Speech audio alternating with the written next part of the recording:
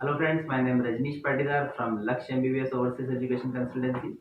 और आज हम हैं दवाओं मेडिकल फाउंडेशन फिलीपींस के पुणे कैंपस के अंदर, जहां हमारे साथ डॉक्टर रमेश मौर्य हैं, जो कि दवाओं मेडिकल से एमबीबीएस पास आउट किए हैं।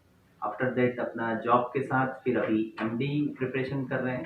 तो बच्चों का बहुत सारा या पेरेंट्स का बहुत सारा क्वेश्चंस होता है और बहुत सारा उनके पास एक गलत इन्फॉर्मेशन होता है, जो कहीं ना कहीं से उनके पास हो जाता है, या तो यूट्यूब से या कहीं किसी स्टूडेंट से कुछ एक प्रॉपर इन्फॉर्मेशन नहीं होता है, उस कारण एक सही डिसीजन नहीं हो पाता है।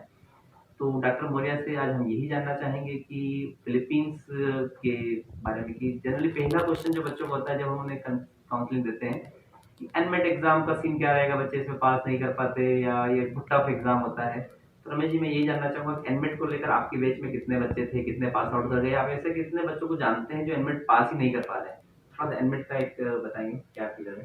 एनमेट देखा जाए तो जब हमारे टाइम पे एनमेट था तो एनमेट एक जस्ट नेशनल मेडिकल एडमिशन में जस्ट इंटरेस्ट है कि इतना कोई हार्ड नहीं है ये।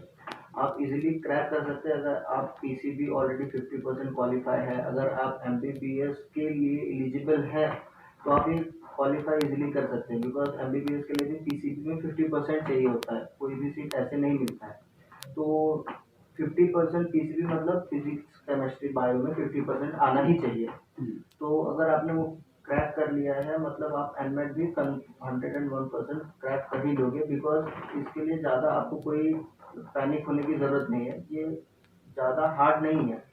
आप जो नीट यूजी के लिए जो एग्ज़ाम दिए हो उससे भी इजी होता है ये एग्ज़ाम। तो मुझे नहीं लगता कि आप नहीं क्रैक कर पाओगे। और हमारे बैच मतलब हमारा जो बैच था वो 220 का बैच था, और उसमें से एक भी बच्चा ऐसा नहीं था कोई कि जो एनमेट क्रैक न कर पाए, जिसको एडमिशन नहीं मिला हो, ऐसा एक भी बच्चा नहीं था। तो सर हमारे हिसाब से ये एग्ज़ाम बहुत ईजी है। आपकी बैच के बाद में या उसके पहले के किसी बच्चे को जानते हैं जो एनमेट नहीं पास किया हो? ऐसा अभी तक का रिकॉर्ड रहा है कि हर बच्चा एनमेट एग्ज़ाम क्रैक कर चुका है। तो डॉक्टर रमेश जी ने हमें बताया कि एनमेट को लेकर तो कॉन्सेप्ट पूरी तरह से क्लियर है। अभी हम हैं दवा मेडिकल फाउंडेशन फिलीपींस के पुणे कैंपस में, जहां डॉक्टर पूर्णिमा हमारे साथ है, जिनका एमबीबीएस कंप्लीट हो गया है, ऑलरेडी बॉम्बे में जॉब कर रहे हैं, देन आफ्टर दैट अभी अपना एमडी प्रिपरेशन कर रहे हैं। तो बच्चों में जो बहुत सारे क्वेश्चंस हैं, जो डाउट्स हैं, उसको लेकर आज पूर्णिमा जी हमें बहुत सारी चीज़ें क्लियर करेंगे कि फिलीपींस कितना अच्छा हो सकता है भविष्य में हमें एमबीबीएस और एमडी करना हो तो दवा मेडिकल फाउंडेशन कि क्या क्या ब्यूटीज़ हैं। और फिलीपींस को लेकर जो बच्चों में भ्रांतिज है, जो यूट्यूब पर बहुत सारे नेगेटिव वीडियोज़ है, उसके बारे में हम आज पूर्णिमा जी से बात करेंगे। तो पूर्णिमा जी, सबसे पहले तो मैं यही जानना चाहूँगा कि फिलीपींस जब बच्चा जाता है तो उसका पहला क्वेश्चन, जब हम उससे सारा काउंसलिंग करते हैं तो फर्स्ट क्वेश्चन आता है कि एनमेट को लेके कि एनमेट एग्जाम बड़ा टफ है, हम इसको कैसे पास कर पाएंगे? तो एनमेट को लेके आप अपना थोड़ा सा एक व्यू दीजिए ना। अच्छा, hello, myself Dr. Purnima Rahul. NMAT is National Medical Admission Test. So National Medical Admission Test, जैसे इधर in India we have NEET PG, right? वैसे ही in Philippines, before taking admission in any medical college, we have to appear for NMAT. NMAT का cut off is 40%, while in India NEET PG का cut off is 50%। जैसे ही आपको 12th के बाद NEET देना पड़ता है, नीट यूजी सॉरी नीट देना पड़ता है, वैसे ही फिलीपींस जाके आपको एनमैट देने की ज़रूरत होती है, because NMAT is the entrance exam you can say to like take admission in medical college. अभी ये NMAT it consists of different types of subjects like physics, biology. ये aptitude test kind of exam रहता है, admission test, जिसमें आपका logical thinking along with cognitive abilities सब देखा जाता है। Because if a person is taking an admission in a medical college, he should be capable of all the thinking, like reasoning, mental consistency कैसी है उसकी, वैसे सब। So this test consists of all these things and only 40% cutoff है. So you don't have to bother much because it is easily passed, and Philippine embassy like it's compulsory basically, so you don't have any other option.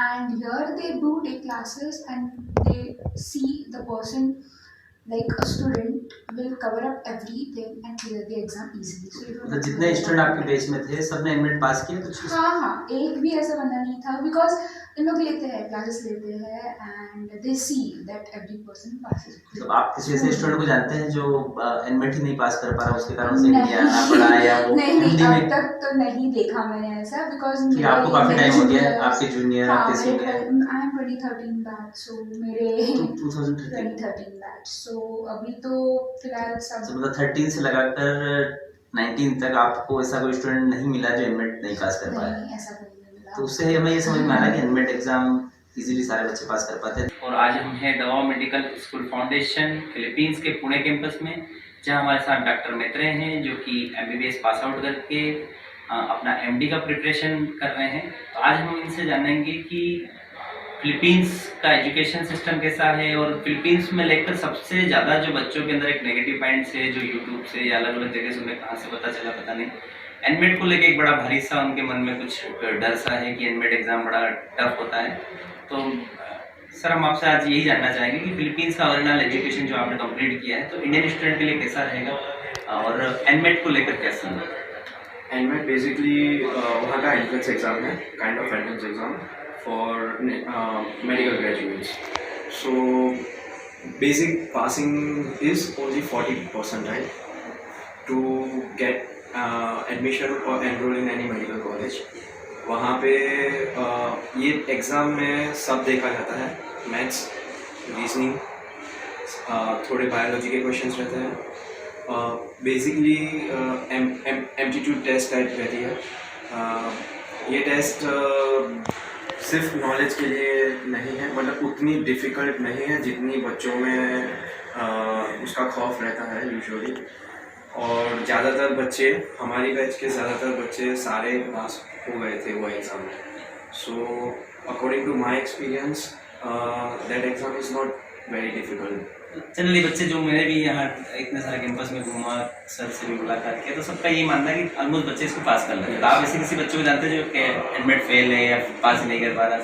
नहीं, मेरे ध्यान में अभी तक तो कोई नहीं है जो एडमिट फेल हुआ। तो मतलब एडमिट को लेकर एक जो बड़ा खौफ है वो बिल्कुल एक हल्की सी बात है।